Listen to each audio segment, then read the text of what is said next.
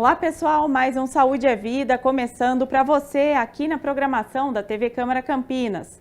Hoje nós vamos falar sobre o Março Vermelho, o mês de conscientização sobre o câncer de rim. Mas antes eu tenho um recado aí para você. Para participar do Saúde é Vida e sugerir um tema para o programa é bem fácil. É só entrar em contato pelo nosso WhatsApp. O DDD é o 19, o número é o 97829-3776. Vai aparecer aí na sua tela também um QR Code para você acessar pelo celular. O câncer de rim é uma condição complexa que pode se desenvolver silenciosamente. Por isso, a importância de informar a população sobre prevenção, o diagnóstico precoce e o tratamento desse tipo de câncer que afeta milhares de pessoas em todo o mundo. Para abordar esse assunto, o convidado do programa de hoje é o oncologista do Centro de Oncologia Campinas, André de Moraes. Doutor André, muito obrigada pela sua participação aqui no Saúde é Vida. Eu que agradeço o convite, estou aqui à disposição de vocês. Doutor, vamos explicar um pouquinho então para o pessoal que está em casa acompanhando aqui o programa, como que surge o câncer de rim? Veja, o câncer é uma doença de base genética e celular. A gente não vê o câncer antes dele formar um tumor, antes dele formar uma massa, antes de haver manifestação da doença no sítio onde ele nasce ou fora do sítio onde ele nasce. No câncer renal não é diferente, não é? O câncer renal de adultos mais frequente, chamado carcinoma de células claras do rim, tá? Ele representa algo em torno de 80%, 85% de todos os diagnósticos do câncer renal, tem outros tipos histológicos, mas ele nasce no tecido, vamos dizer, no tecido renal propriamente dito, tá? Ele configura microscopicamente o que a gente chama de um adenocarcinoma, que é um tumor epitelial que nasce nas glândulas, não é? E o rim é bastante rico nessas estruturas, e por conta de ter essa riqueza nessas estruturas, a origem é daí. Mas fala, bom, mas é só isso? Não. Tem várias situações que aumentam o risco de ter câncer renal. E por incrível que pareça, o tabagismo, o hábito de fumar, talvez seja o primeiro colocado nessa sequência de fatos, não é? Que aumenta o risco. Aí você pode perguntar, puxa, mas o indivíduo fuma, entra toxinas no pulmão, como é que isso afeta o rim? Não é? E afeta o rim porque essas toxinas circulam pelo sangue e acabam afetando diversos tecidos, não só o rim, mas não só o pulmão, que a gente sempre lembra, não só os tecidos da cabeça e do pescoço, da laringe, do esôfago, mas afetam também o pâncreas, afetam também os intestinos, não é? Então, quer dizer, são substâncias tóxicas que acabam produzindo um efeito de adaptação e depois um efeito de reação mesmo, de reorganização dos tecidos que foram afetados por essas substâncias. E, obviamente, esta situação que leva ao estresse metabólico, ao estresse inflamatório e ao estresse de proliferação celular, muitas vezes acumula mutações, né, que vão se juntando ao longo do tempo, e essas mutações, por fim, elas levam, então, ao surgimento de uma célula cancerígena, de uma célula de câncer. E essa célula, quando ela vence vamos dizer, os efeitos locais, ela recebe nutrição adequada, oferta sanguínea, oxigênio, alimentos, ela, vamos dizer assim, escapa da vigilância imunológica, a gente então tem a proliferação que consegue vencer todas essas etapas e acaba então por formar uma tumoração, forma uma lesão de um bloco de células que estão crescendo desorganizadamente, que estão crescendo sem nenhum controle, não é? E por conta desse crescimento, então, surgem os tumores e as suas consequências. Doutor André, a gente sabe que esse tipo de câncer, no começo, ele pode não apresentar sintomas tão claros, mas quais seriam os sintomas mais evidentes, né? Quando a doença aí já começa a avançar um pouco? Veja, o tumor renal talvez seja um dos tumores que tem maior silêncio no início da doença em relação aos outros tumores, não é? Você não tem um método que a gente use de rotina populacionalmente, difundido para toda a população, no qual a gente possa, vamos dizer assim, buscar um diagnóstico mais precoce de um câncer renal numa população geral, tá? A ocorrência de câncer renal, ela justifica isso. O câncer do rim, ele representa algo em torno de 14%, ou melhor, a 14ª posição no ranking de neoplasias mais frequentes, né? Então, a gente tem lá na cabeceira, no homem, o câncer de próstata e na mulher o de mama, seguido nos 2 gêneros pelo câncer de pulmão e assim por diante, cólon e tal. Se você pegar os 4 ou 5 primeiros tumores mais frequentes, nós estamos falando de 65% da incidência de câncer de maneira geral, tá? O rim, ele é o 14º em incidência no mundo de maneira geral, aqui no Brasil gira em torno do 12º, 13º,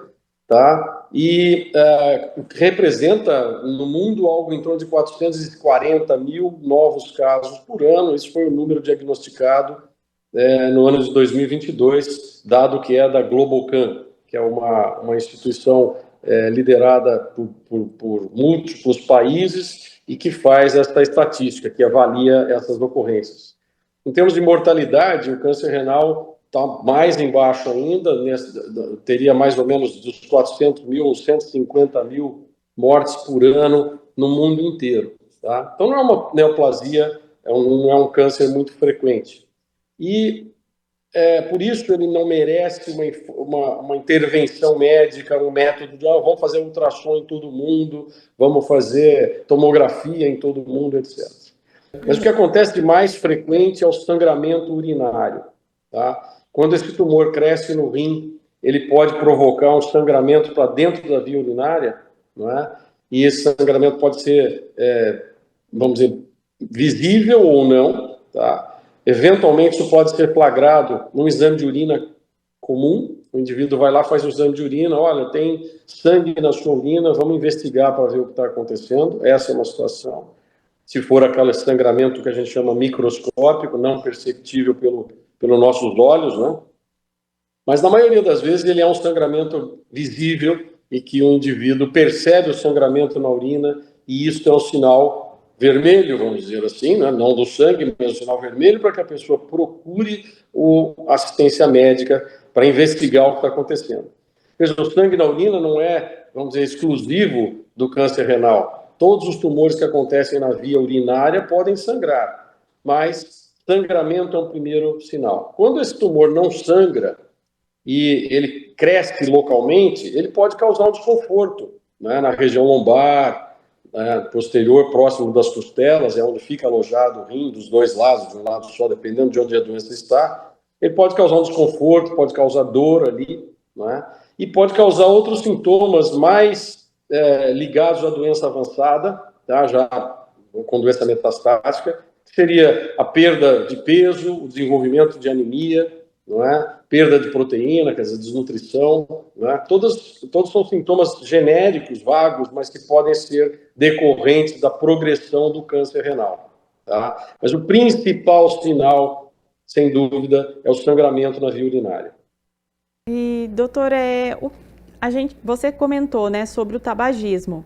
Essa é a principal causa, então, do câncer renal? Sem dúvida. Veja só, não que seja a principal causa, né?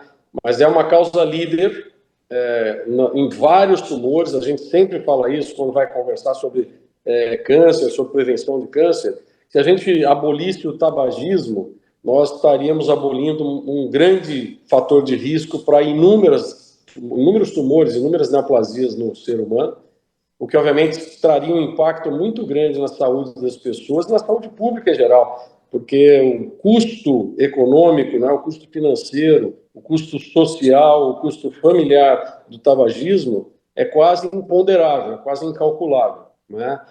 O risco de desenvolver várias doenças, inclusive hipertensão arterial, arteriosclerose, coronariopatias, infarto, derrame cerebral, etc., o cigarro é o líder, é o chefe, é o carro-chefe desses agentes causais, né? No câncer renal existe uma relação entre tabagismo e o risco de desenvolver a doença, que é óbvio, menor do que o risco de desenvolver tumor em outros sítios, mas existe uma relação causal, sim. Então, veja, o tabagismo é sempre um alvo em qualquer medida de que a gente vá tentar prevenir a doença de acontecer ou, eventualmente, reduzir risco de acontecer a doença. Então, é bem importante a gente lembrar do tabagismo também como uma causa do câncer renal. Tem outras causas que são genéticas, veja que coisa interessante. Tem famílias que nascem com síndromes genéticas, uma delas chama síndrome de von Hippel-Lindau, que tem a ocorrência de tumores renais com muita frequência e outros tumores, não só tumores renais, mas tumores renais com muita frequência. E é curioso porque essa síndrome, ela mexe talvez com o mecanismo mais importante na gênese do câncer renal, que é a angiogênese, ou a formação de novos vasos sanguíneos. Tanto é que uma boa parte dos tratamentos que a gente usa para combater o câncer renal na forma avançada são medicamentos voltados ao bloqueio dos receptores e fatores de crescimento para vasos sanguíneos, tá? Que é uma terapia bastante dirigida, não é? E que tem bastante eficiência nesse tipo de tumor. Doutor André, qualquer pessoa pode desenvolver, então, o câncer renal? Ou ela é mais comum em pessoas já mais velhas, mais idosas? Sim, como a maioria dos cânceres, o câncer renal é um câncer que aumenta de incidência conforme a idade aumenta, tá? A maioria dos cânceres é assim, são doenças que não ocorrem da noite para o dia, elas são resultados de acúmulos de problemas genéticos, de defeitos que vão se acumulando durante a vida da pessoa, que pode acontecer por várias razões. A gente vê o câncer renal mais precocemente nesses indivíduos que são portadores de síndromes genéticas que favorecem a ocorrência do câncer renal, como eu citei, a síndrome de von Hippel-Lindau. Doutor, uma dúvida que é muito comum quando a gente está falando sobre câncer. Se todo tumor é maligno, gostaria que o senhor explicasse um pouquinho sobre isso. Veja, o que define o câncer é ser um tumor capaz de infiltrar os tecidos vizinhos e capaz de lançar células pela circulação sanguínea ou linfática e essas células capazes de crescer em outros tecidos, que é o que nós chamamos de metástase. Tá? Então, câncer, por definição, é uma célula, né, originária, um tecido capaz de invadir outros tecidos e lançar metástases. Isso é maligno, ok? Isso é o que diz respeito a essa terminologia. Eu acho essa terminologia um pouco, vamos dizer assim, dramática demais, porque quando a gente fala de um tumor benigno, isso não significa que ele não seja capaz de levar a paciente à morte, porque nós temos tumores benignos de localização muito delicada, muito sensível, e que quando esse tumor progride nesses sítios, ele leva o indivíduo à morte. E o tumor benigno, por outro lado, ele não é capaz de dar metástases, de invadir tecidos, ele comprime tecidos, né? Então você pode ter um tumor benigno, por exemplo, na base do crânio, e que não seja operável, não seja passível de um tratamento para evitar que ele cresça, e ele vai crescendo, crescendo a ponto de comprimir a estrutura nervosa, a medula espinhal, e levar o paciente à morte, né? E tem várias situações que são assim.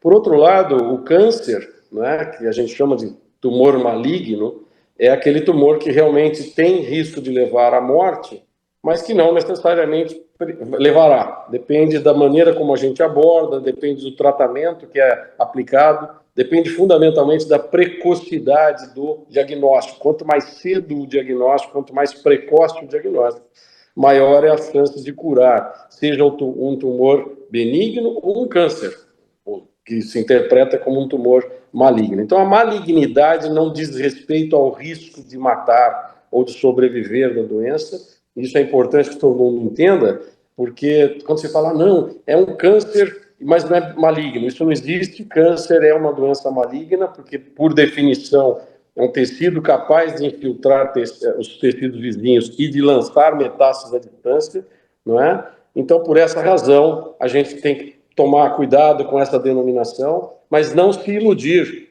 que um tumor benigno não seja capaz de matar uma pessoa. Ele tem que ser tratado a tempo e hora para garantir que essa pessoa fique livre dele.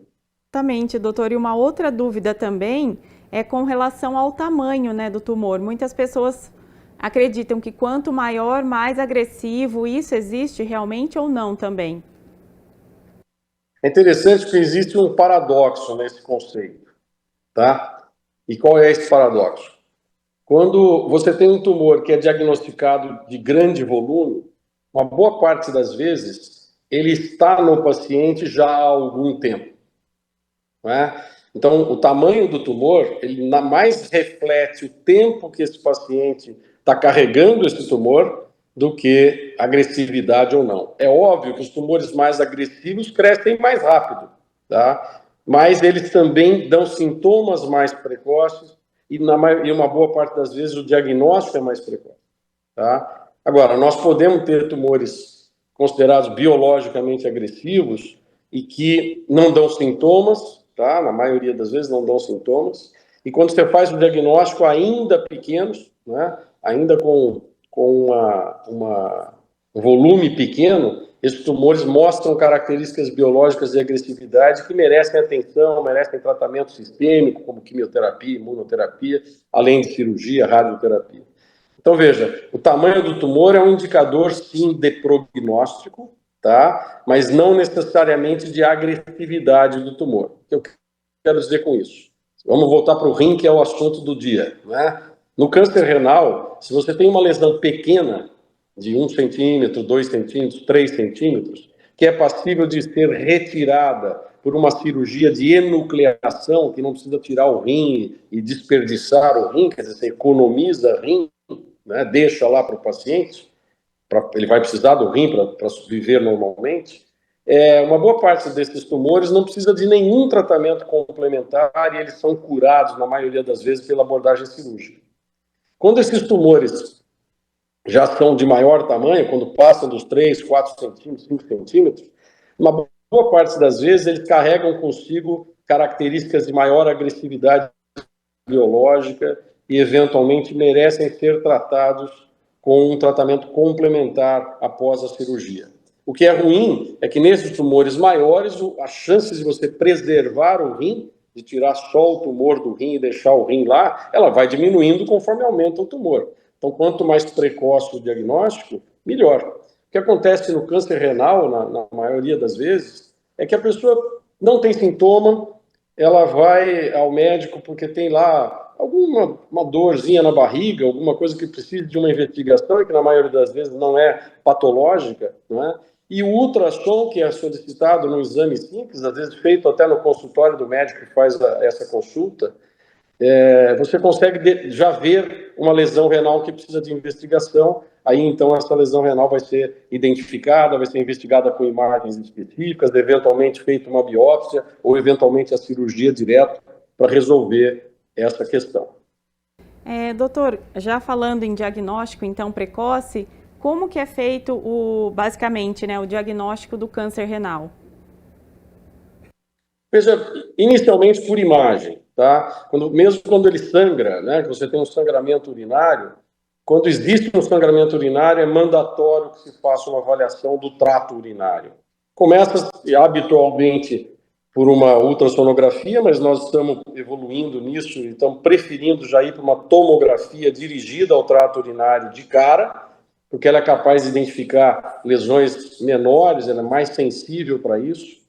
E ela identifica lesões também do trato urinário, não só do parênquima, do próprio rim, né, do tecido próprio renal, mas aquele tecido de revestimento da via urinária, né, por onde a urina caminha até chegar na bexiga e depois ser eliminada, e dá para ver muito bem a bexiga, que também pode ter lesões que venham a sangrar e sejam a causa dessa investigação, tá? Então, o que a gente faz é isso, ir atrás de um sintoma. Se for um sintoma doloroso abdominal ou na clínica, no exame clínico, né, na palpação abdominal, a gente perceber alguma alteração, não é fácil, o rim não é um órgão facilmente palpável, tá? Ele, em condições normais, ele dificilmente a gente consegue palpar, porque ele fica alojado na parte posterior do abdômen, lá junto da coluna vertebral, e uma boa parte das vezes a gente não consegue ter a profundidade palpatória para alcançar, mas quando a gente consegue, quando a gente palpa o abdômen e sente alterações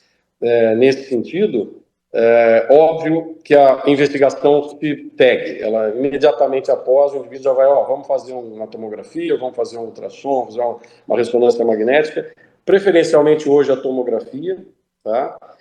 Eventualmente, depois, para estudar a estratégia de abordagem cirúrgica ou não, a gente teria, então, que fazer outro tipo de imagem.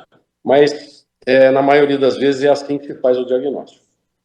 Às vezes a pessoa tem uma infecção de urina, né, doutor?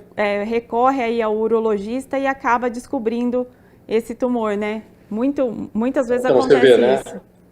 Exato, exato. Quando você faz um exame e detecta uma infecção urinária, trata a infecção urinária e depois repete o exame para ver se ela foi tratada, etc., e ainda continua tendo lá vestígios de sangramento na urina, esta pessoa vai ser submetida a um exame para investigar melhor essa condição, tá? Não está livre ali, não, tratou a infecção, acabou. Não, tem que ir atrás, né? Mas por várias razões, né? E uma boa parte das vezes, nem por queixas urinárias, tá? Então, a pessoa às vezes tem uma indigestão, tem uma dor abdominal, a mulher às vezes tem algum sintoma ginecológico e o médico faz a solicitação de um exame abdominal e acaba flagrando uma imagem, uma lesão no rim, né? A gente chama isso de incidentaloma, ou seja, um tumor de diagnóstico incidental, ele não estava dando sintomas, mas ele foi descoberto por uma imagem fortuita que, por sorte, fez o diagnóstico e permite um tratamento. Doutor, até uma curiosidade, pessoas que têm frequentemente infecções urinárias, elas correm mais risco de ter um câncer renal ou não? Não correm mais risco de ter câncer renal, não, tá? Como eu disse para você, tem algumas patologias genéticas, sim, que determinam o risco aumentado para câncer do rim, tá? Porém, essas patologias, elas são diagnosticadas precocemente, né? São síndromes genéticas que são diagnosticadas precocemente. Na maioria das vezes, não é uma coisa tão simples assim, não é? De se fazer um diagnóstico simples, mas o diagnóstico do câncer renal, ele envolve sempre uma imagem, não é? Para investigar uma condição, tá? Mas a infecção urinária não é causadora de câncer renal, ok? Doutor, que cuidados que a gente pode falar aqui para o pessoal que está acompanhando que podem aí diminuir o risco da gente ter futuramente um câncer renal?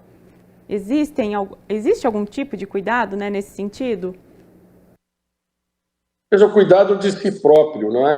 Quer dizer, o controle, a abolição do tabagismo é o primeiro candidato a essa fila de ações que a gente pode tomar para reduzir o risco da doença surgir, não é? A obesidade tem que ser combatida, ou seja, o controle do peso é muito importante. Existe uma condição inflamatória propiciada pelo tecido gorduroso em excesso, tá? E esse substrato inflamatório, ele é a base para o desenvolvimento de um câncer. E o câncer renal tem associação com esse tipo de situação.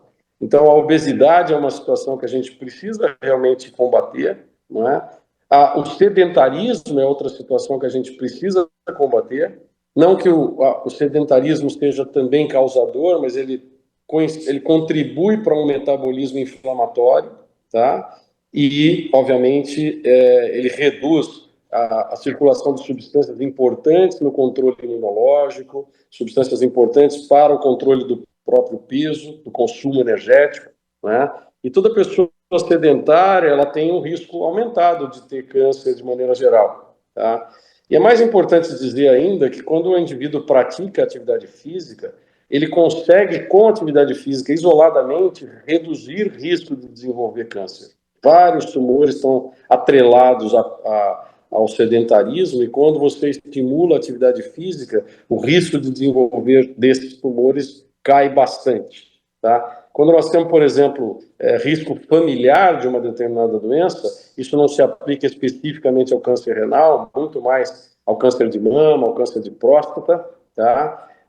São situações em que a introdução da atividade física para esses indivíduos, ela é capaz de reduzir o risco deles desenvolverem, mesmo sendo herdeiros de uma herança familiar que aumente a probabilidade dessas doenças ocorrerem. Tá? E até para os pacientes que têm a doença, que já têm o diagnóstico de câncer, a atividade física é vamos dizer, uma receita médica. Ela funciona como um agente terapêutico para reduzir o risco da doença progredir ou de dar metástases ou até do indivíduo morrer por causa da doença. A dieta é uma outra coisa que é sempre lembrada, né?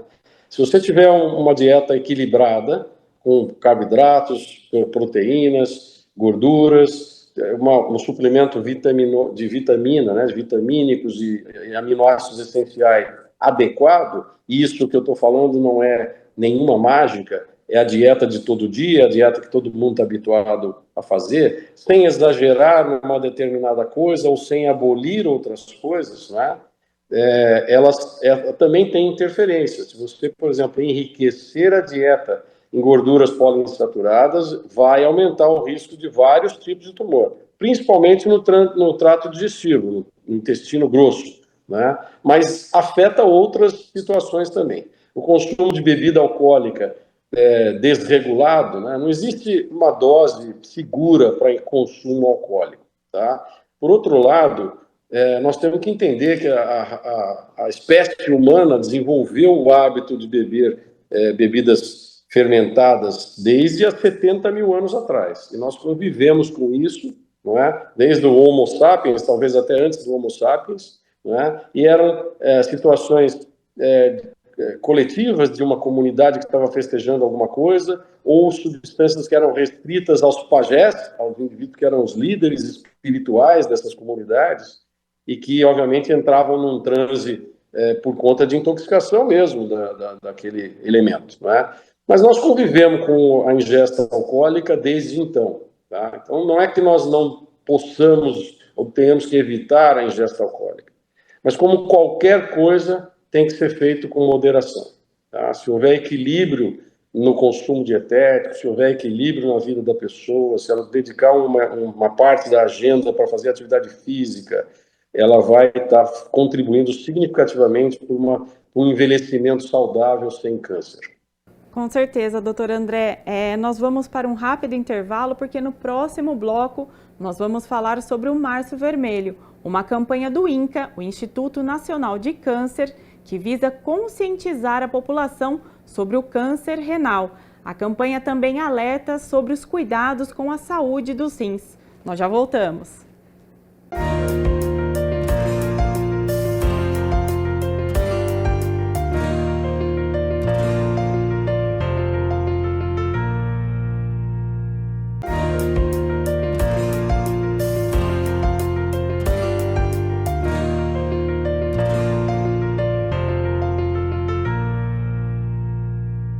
Estamos de volta com o Saúde é Vida e hoje falando sobre o Março Vermelho, o mês de conscientização sobre o câncer de rim, com o oncologista André de Moraes.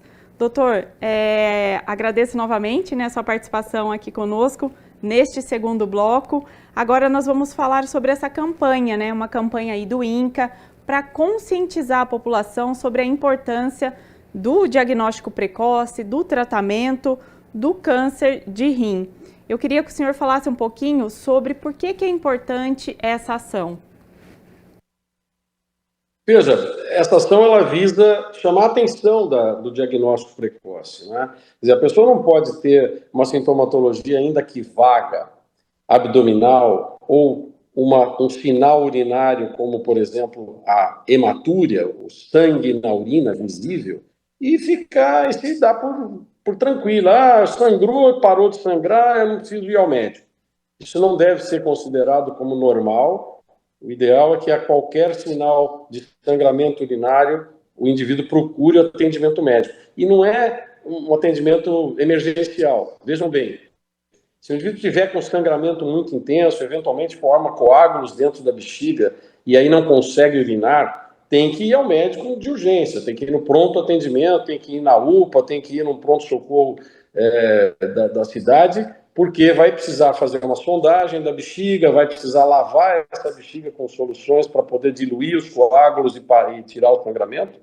Mas essa é uma condição extrema, não é muito comum de acontecer.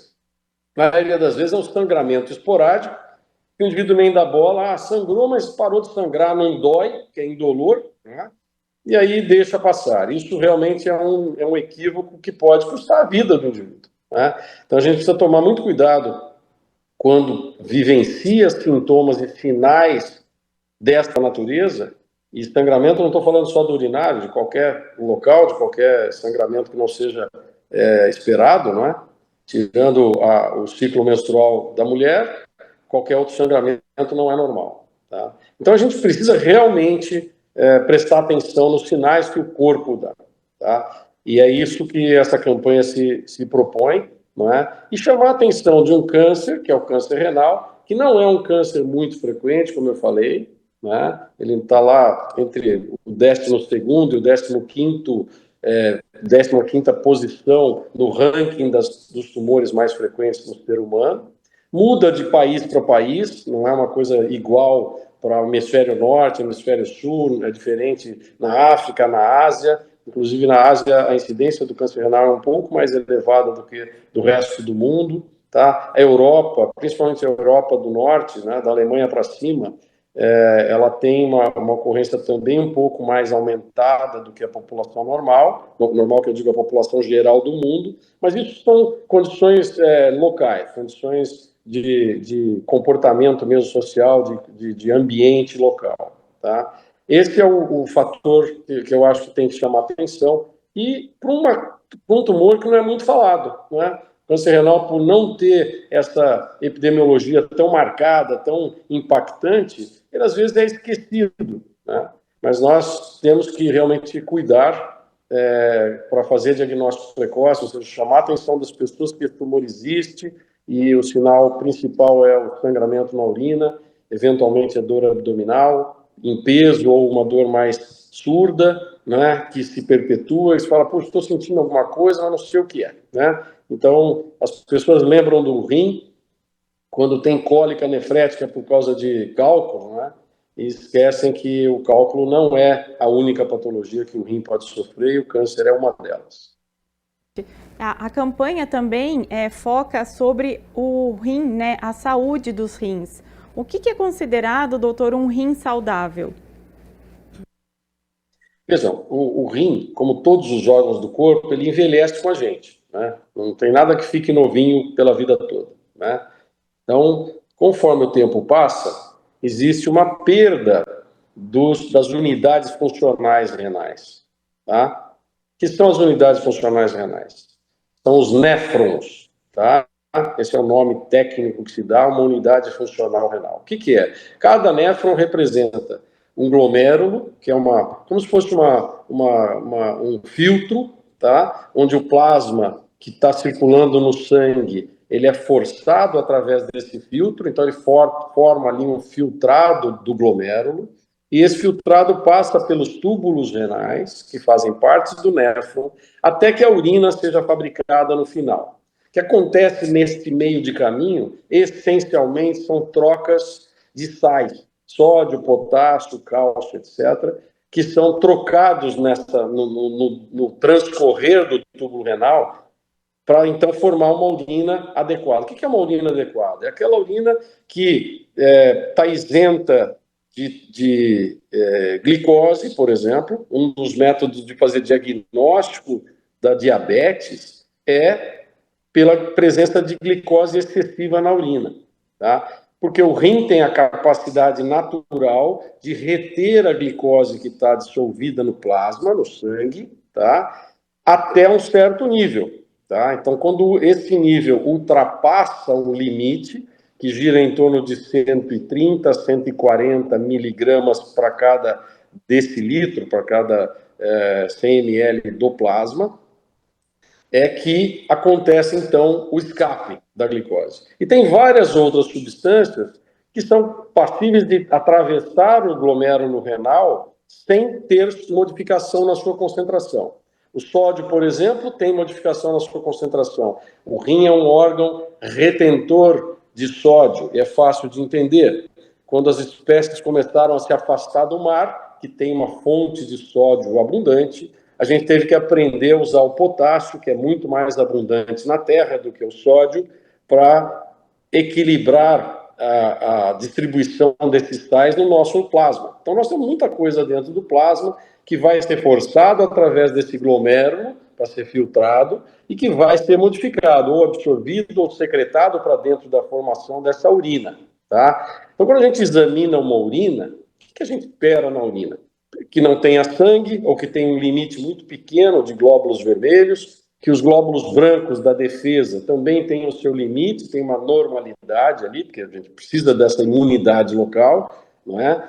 Que a gente tenha uma concentração de creatinina, né, que é um subproduto do metabolismo muscular, tá? Lembra da creatina que todo mundo usa para fortalecer músculo, etc. A creatinina é um produto do metabolismo muscular do nosso corpo e que passa livremente pelo glomérulo e não é modificado. Então, a concentração de creatinina que tem no plasma, no sangue nosso, reflete essa capacidade de jogar essa creatinina passar direto pelo rim, pelos glomérulos, e não concentrar no plasma. Quando aumenta a concentração da creatinina, assim como da ureia, tá? Que também é um representante do metabolismo muscular, a gente tem, então, o que a gente chama de insuficiência renal. Tá? O que um rim normal faz? O rim normal ele nos permite viver longe do sal, longe do sódio, do mar, ok? Porque a fonte de sódio do mar ela foi afastada da existência depois que houve a evolução biológica das espécies, né? Então, o rim conta muito bem essa história. Se você pegar um rim de um peixe do mar de água salgada, ele é diferente do rim do peixe de água doce, que é diferente do rim do réptil, do anfíbio, que é diferente do rim do pássaro, que é diferente do rim humano, tá? Por conta exatamente dessas disposições. Então, veja, conforme a gente vai envelhecendo, esses glomérulos vão sucumbindo ao longo do tempo. Então, existe uma tendência a diminuir a função glomerular ao longo da vida, tá? Que é normal, mas nunca para desenvolver uma insuficiência renal, né? Vai chegar ao final da vida com o rinzinho funcionando, tá certo? Por quê? Porque existe uma reserva funcional no rim muito importante para manter esse equilíbrio, essa homeostasia, é o nome técnico disso, tá? Que é o equilíbrio das concentrações de sais, proteínas, glicose no sangue, no plasma, tão importantes para o metabolismo de todos os tecidos. Doutor, você comentou sobre o exame de urina. Ele é um exame simples, né? Porém muito importante. É como se ele fosse um raio-x ali do rim, é isso? Você sabe que tem outros detalhes, né? Que são mais técnicos, né? Mas, por exemplo, tem algumas formações que a gente consegue enxergar no exame do sedimento urinário, tá? Cristalóides e formações estruturais que também dão indícios de diagnóstico de deficiência da função renal. Então, o exame de urina, apesar de ser considerado um exame simples, rotina, urina tipo 1, né? Um dia tu faz xixi num copinho e o técnico examina todos esses detalhes, né? O exame de urina, ele reflete muito o estado metabólico, tá? Reflete muito como o rim está funcionando, tá? É um exame importante, apesar de, graças a Deus, simples, baratinho, a gente pode fazer com liberdade, mas é essencial para que a gente possa inferir como anda a função renal. Junto com isso, obviamente, um exame de sangue com dosagem desses eletrólitos, de proteínas, de ureia, creatinina, etc., que também refletem a função renal. Doutor, voltando um pouquinho para o câncer renal, se ele for diagnosticado precocemente, qual que é a chance de cura? É alta? É bastante alta, tá? Ela ultrapassa 85% a 90% quando o tumor é pequeno e restrito ao rim, que não tem infiltração nem da pelve renal, nem dali do miolinho do rim, nem de vasos e nem da cápsula renal, do revestimento externo do rim, nem da gordura que está em volta do rim. Quer dizer, todas essas estruturas são pastos anatômicos, são barreiras anatômicas ao crescimento do tumor. Quando ele ultrapassa essas barreiras, ele aumenta o risco de ter doença em outros sítios, tá ok? Então, veja, quando a gente avalia um paciente que foi operado, né, tem algumas coisas que são importantes, algumas informações que o patologista no microscópio dá para nós. Tá? Tem uma gradação da agressividade na histologia, no microscópio que dá para fazer, que chama gradação de Fuhrmann, que é o nome do patologista que definiu essa gradação, e que ela varia de 1 a 4, e que ela se aplica aos casos de carcinoma de células claras, que são os tumores mais comuns, vamos nos ater a eles, porque senão a gente fica entrando em muito detalhe, né? Mas quando o patologista dá essa informação, ela já traz para nós uma informação subjacente. Quer dizer, olha, esse é um tumor que, apesar de pequeno, tem uma agressividade biológica maior, é um Fuhrmann 3 ou 4, a gente precisa tomar mais cuidado. Outras informações da cirurgia, por exemplo, ali do lado do rim, tem ínguas, tem gânglios, tá? Nódulos linfáticos, que são, vamos dizer, estruturas de filtração da linfa e que têm relação total com a resposta imunológica. Toda vez que você tem uma infecção, por exemplo, aparece uma ínguazinha local ali, regional, é uma resposta da sua imunidade, né? Então, quando uma célula tumoral invade um linfonodo, por exemplo, um gânglio linfático, um nódulo linfático ali do lado do rim, isso já traz para nós uma informação de comportamento do tumor, né? Que esse tumor é capaz de sair de onde ele nasceu e alcançar estruturas vizinhas e, eventualmente, escapar dessas estruturas e também alcançar estruturas viscerais da distância, pulmão, cérebro, fígado e outros, né? Então, quer dizer,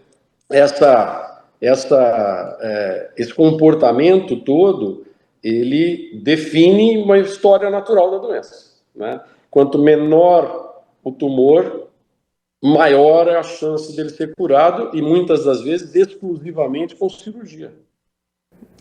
Doutor, até quero entrar nessa área aí com o senhor sobre os tratamentos. Se todo paciente vai precisar fazer cirurgia ou não. Na maioria das vezes, os pacientes estão operados, tá? Agora, existem tumores que são tão avançados, para vocês terem uma ideia, existe um comprometimento da veia renal, da veia que sai do rim, ela entra logo na cava inferior, tá? E essa cava inferior, ela sobe e ascende até o átrio direito do coração, tá? Onde chega o sangue dos outros tecidos. Então, existem tumores que são tão avançados localmente que eles infiltram a veia renal e colocam um êmbolo que chega até o átrio.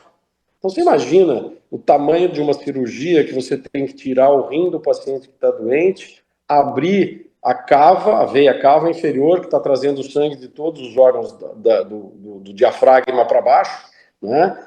E chegar até acima do diafragma, no átrio cardíaco, no átrio direito, para retirar esse êmbolo de lá de dentro. É uma cirurgia que envolve a cirurgia cardíaca, que envolve a urologia, para poder, juntamente, gerar condições para esse tipo de abordagem. Essa cirurgia, ela pode ser realizada, mas não para todos os pacientes, porque é uma cirurgia de alto risco, de altíssima complexidade, de dificuldade técnica reconhecida, né? E que, obviamente, você tem que indicar para as pessoas que realmente possam passar por um procedimento desse. Então, são indivíduos mais jovens, que estão razoavelmente bem do ponto de vista de saúde, que não tenham nenhum sinal de metástase em outro sítio.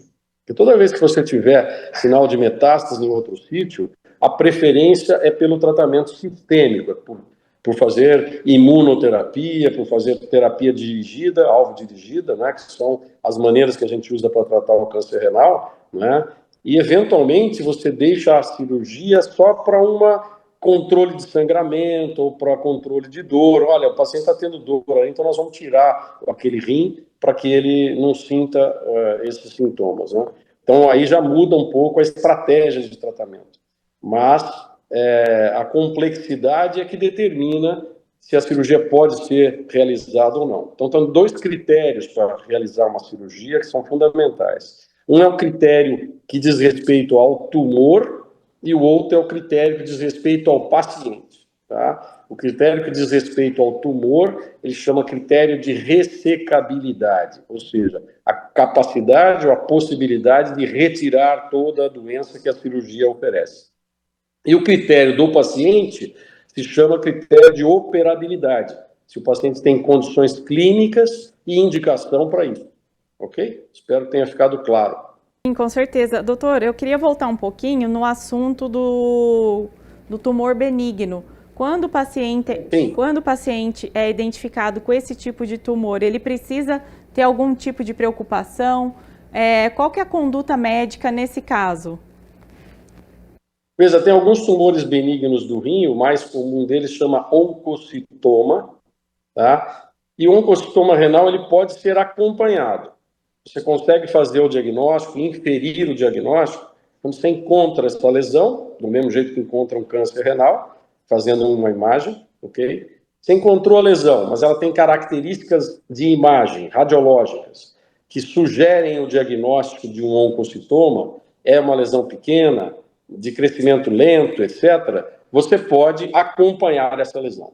Na dúvida, você pode fazer uma biópsia dirigida. Você faz uma biópsia com uma agulha especial que atravessa a parede do abdômen, que vai até o rim, um trocáter, é feito com anestesia local, não é um procedimento maior. Tá? É feito sob tomografia, né? Você vê a agulha chegando lá no tumor, para você poder tirar fragmentos desse tumor e ter o diagnóstico microscópico garantindo que é um tumor benigno. Tá? Então, esse tumor benigno, dependendo do tamanho, ele deve ser operado. Se você perceber que ele está causando uma distorção do sistema pielo-calicinal, que é ali do miolinho do rim, vamos chamar assim, na parte central do corpo renal, né? E que eventualmente possa causar sangramento ou coisa que valha, ou que cresça mais rápido do que você está esperando que fosse o crescimento de um tumor benigno, ele deve ser abordado. Um dos critérios mais importantes para a abordagem cirúrgica de um oncocitoma é o tamanho dele. Toda vez que o oncocitoma ultrapassa 3 centímetros no diâmetro maior, ele deve ser operado, porque ele pode degenerar para um tumor, um carcinoma, e isso pode ser definitivamente importante para a vida daquela pessoa. Existem estratégias que você pode usar, que não são cirúrgicas, tá? Que são estratégias mais conservadoras, mas que são elegíveis para casos selecionados. Eu estou falando das ablações, seja a crioablação ou a radiofrequência, que são estratégias em que você coloca um criostato ou uma antena de radiofrequência na lesão renal, que está lá, e você aciona o criostato ou a radiofrequência de maneira a controlar essa lesão. No criostato você forma uma bola de gelo que vai compreender toda essa lesão, todo esse tumor.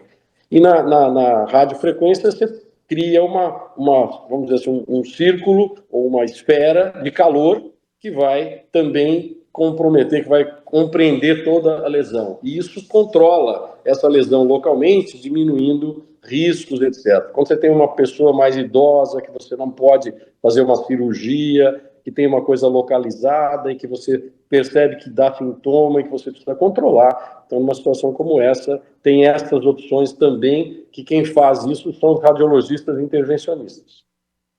Doutor, mas essa biópsia do tumor benigno, ela sempre vai ser indicada ou não? Apenas em alguns casos? Alguns casos. Sempre em alguns casos, porque depende muito daquela imagem que você está atribuindo ali, que está avaliando, ser ou não sugestiva de um tumor benigno. Se ela é sugestiva de um tumor benigno, você não necessariamente precisa biopsiar. Se você, porventura, tiver dúvida, olha, será que isso é realmente um tumor benigno? Olha, cresceu um pouco mais do que eu espero, o que eu devo fazer aqui? Aí a biópsia é essencial para definir a natureza dessa lesão. Doutor, como a gente está falando aqui sobre rim, né, saúde dos rins, acho importante a gente também falar sobre beber água, né? O quanto é importante esse hábito, né, na nossa vida. Essencial. E uma dúvida, né? Se a gente não beber muita água, isso também pode levar algumas doenças. No caso, o câncer renal também pode ser uma preocupação nesse sentido? Não, na verdade não. O fato é que a água é essencial, né? O nosso corpo, 75% dele é essencialmente água, né? Então nós não podemos viver sem água. E nós temos o rim para ajudar a preservar o nosso conteúdo hídrico, tá? Tanto é, quando você fica sem tomar água, o que acontece com a sua urina? Ela vai ficar escura, ela vai ficar concentrada, né? Você vai urinar menos vezes. Tá? Quando você está, por exemplo, num clima muito quente, como agora, né, nós estamos vivendo aí, hoje talvez o recorde de temperatura nos alcance aqui na cidade, quando a gente tem uma situação como essa, o rim, ele retém líquido, ele segura a urina, ele não vai produzir urina livremente. Tá? É óbvio que quando acontece isso, o trabalho renal é muito maior, porque ele vai ter mais dificuldade de controlar os eletrólitos, sódio, potássio, etc. Né? E tem outras formas de perder água que não seja a urina, que é a perspiração, a transpiração. A gente perde algo em torno de 1.200 a 1.400 ml de líquido. Perde não, vamos dizer melhor. A gente consome 1.200 ml de líquido por dia, um adulto normal, tá? Para viver, sem fazer grandes esforços. Se ele for fazer um esforço físico maior, se ele for fazer se expuser a temperaturas mais elevadas, né? São condições que vão consumir mais líquido. Então, o consumo hídrico do dia preconiza-se que seja em torno de 2.000, 2.500 mililitros de líquidos por dia. Nós podemos considerar todos os líquidos que a gente ingere, não só água, basicamente, mas até a água que faz alimento, né? Quer dizer, o feijão tem caldo, o arroz é feito na água, a maioria dos alimentos recebe água na sua cocção. Então, são situações que favorecem a gente estar ingerindo líquidos aí, tá ok? Então, a gente precisa olhar para isso com toda cautela e saber que sem água nós não vamos sobreviver, né? É bastante notório isso. O indivíduo, quando faz greve de fome, faz tempo que a gente não vê uma, graças a Deus, mas quando faz greve de fome, ele não faz greve de líquido, ele faz greve de comida. E ele pode ficar sem comer mais 3, 4 semanas obviamente vai sentir fraqueza, etc e tal, mas sem colocar a vida dele em maior risco. Agora, se ele ficar 3 dias sem ingerir líquido, ele vai realmente ter consequências gravíssimas, eventualmente a morte.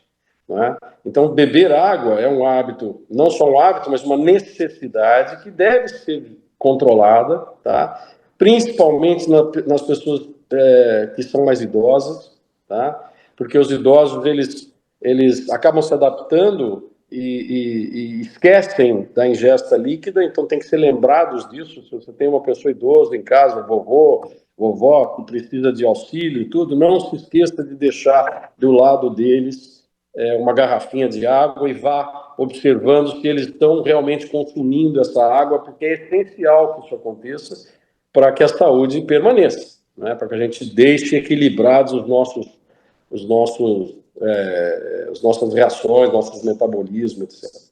Exatamente, doutor. Eu queria agradecer muito a sua participação e a sua disposição aqui no nosso programa. Eu é que agradeço o convite de vocês.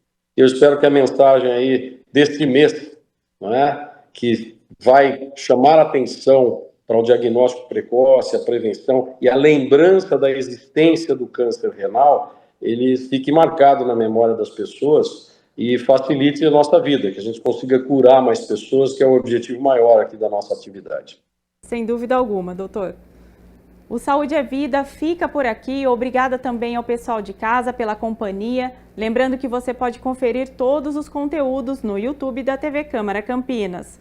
E não se esqueça de nos acompanhar nas redes sociais. A gente se vê no próximo programa.